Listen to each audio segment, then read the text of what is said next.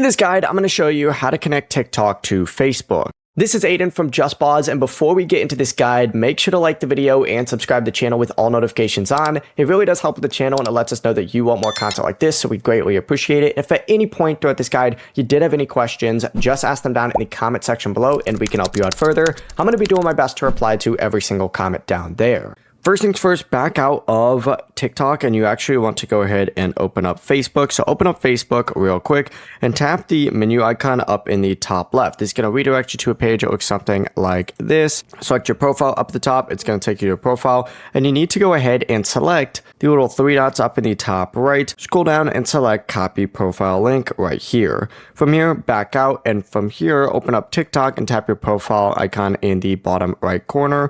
Go ahead and select edit profile, and in this section you just got to go to this link section, open it up, and then you can paste that link in where my YouTube one is currently pasted right here.